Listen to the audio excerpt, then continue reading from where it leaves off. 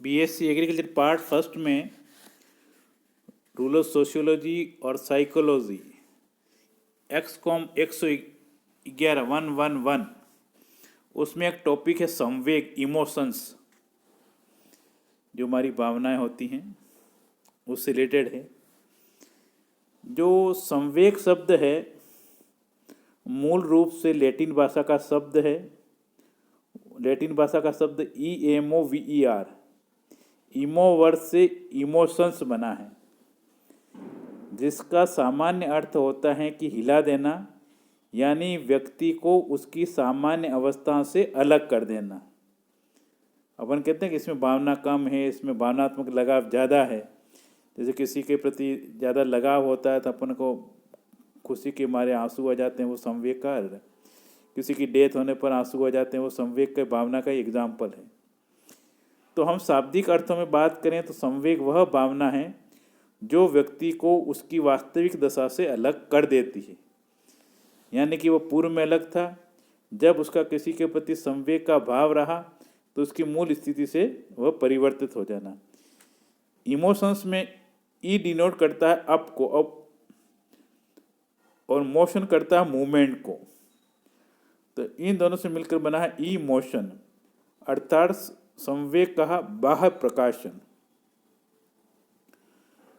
जो संवेग शब्द है उसकी उत्पत्ति के तहत जो मनोवैज्ञानिक हैं उनका मानना है कि ये जो संवेग है वो बच्चे में कुछ बचपन से ही पाया जाता है। कोई डिफ्यूज एक्साइटमेंट है, इसको हम असंक्षिप्त उत्तेजना कहते हैं, और बच्चे के जन्म के साथ ही वह आता है।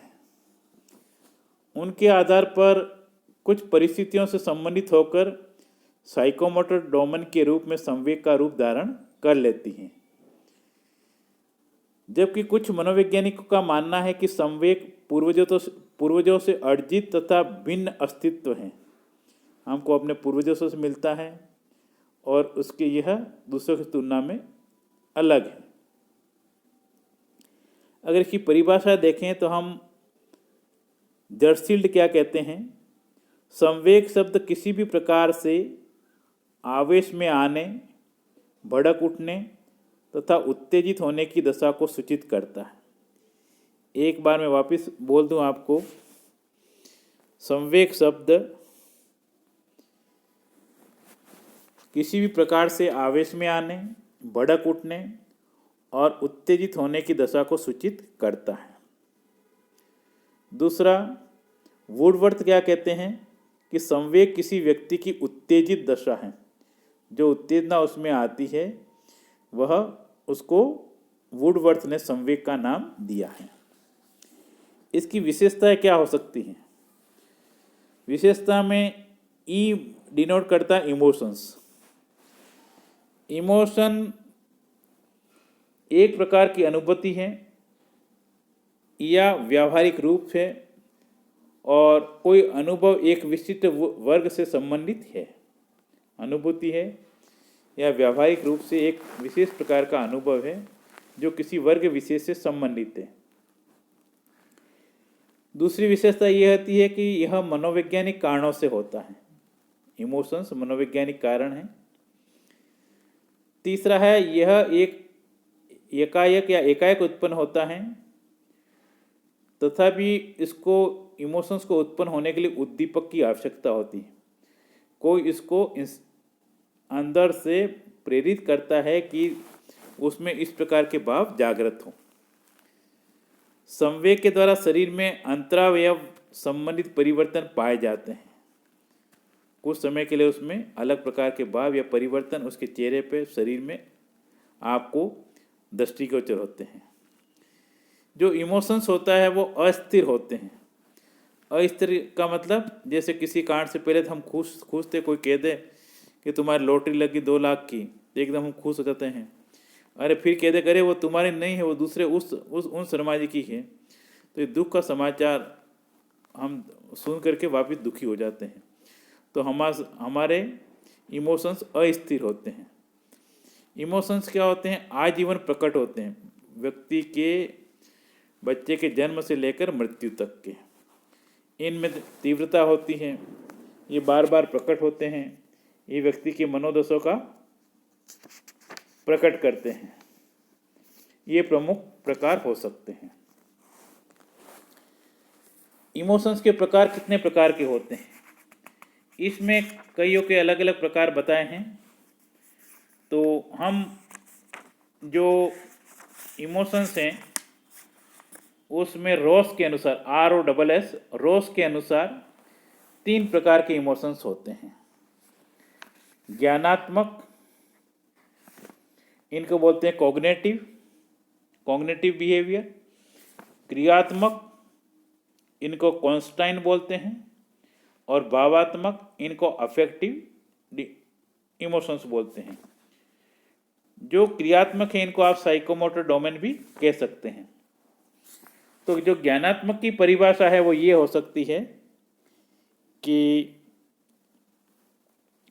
जब मनुष्य मस्तिष्क की विभिन्न शक्तियों का प्रयोग करके कोई कार्य करता है तो वह कार्य ज्ञानात्मक होता है।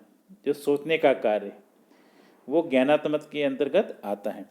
जब मनुष्य मस्तिष्क की विभिन्न शक्तियों का प्रयोग करके कोई कार्य करता है तब वह कार्य ज्ञानात्मक होता है। दूसरा क्रियात्मक को हम कहते हैं साइकोमोटर डोमेन या कॉन्स्टाइन भी बोलते हैं। इसके तहत शारीरिक क्रियाओं के द्वारा कार्य किया जाता है, उसे क्रियात्मक कहते हैं। कोई कार्य करना है आपको वर्किंग में, प्रैक्टिकल में। और तीसरा है भावनात्मक। जब कोई कार्य भावना से संबंधित हो तो उसे भावनात्मक संवेग कहते हैं, यानी कि साइकोमोटर डोमेन। ये जो तीनों प्रकार के हैं ये डोमेन, ये आपके संवेग के तहत भी आते हैं या 3 प्रकार के व्यवहार के तहत भी आते हैं।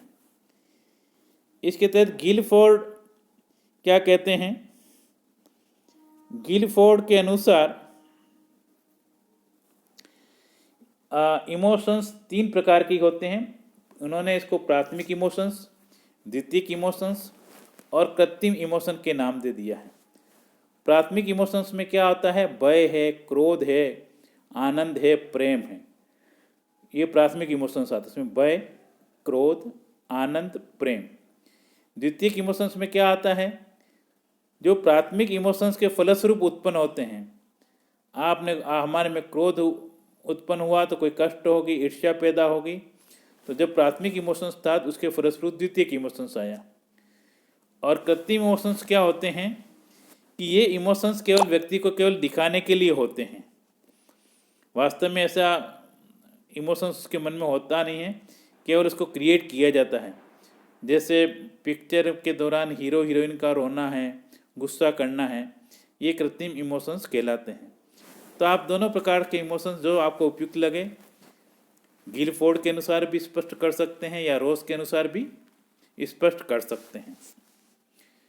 प्रमुख इमोशंस क्या होते हैं? प्रमुख इमोशंस में आता है आपका भय, क्रोध, प्रेम, ईर्ष्या, जिज्ञासा, चिंता, आश्चर्य, शोक, घृणा, दया, अनुशासन, शिष्टता। ये प्रमुख इमोशंस हैं।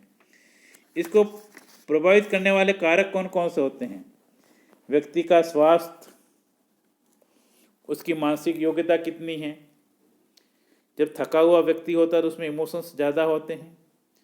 माता पिता का दृष्टिकोण बच्चे के प्रति कैसा है, परिवार का सामाजिक आर्थिक स्तर कैसा है, गरीबी की स्थिति क्या है व्यक्ति में, उसकी सामाजिक स्थिति क्या है, सामाजिक स्वीकृति क्या, कितने लोग उसको स्वीकार करते हैं नहीं करते हैं परिवार में, समाज में, तो अपना उसका अस्तित्व बनाए रखने के लिए उसकी अभिलाषाएं कितनी हैं, वो क्या प्राप्त करना चाहता है और क्या उसके पास है।